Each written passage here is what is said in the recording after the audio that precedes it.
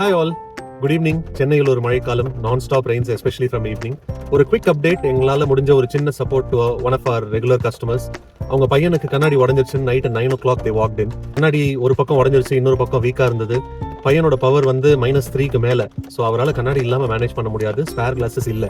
We replace the frame under warranty. But எக்ஸாக்டான அந்த lens சைஸுக்கு நியூ ஃப்ரேம் இல்லை.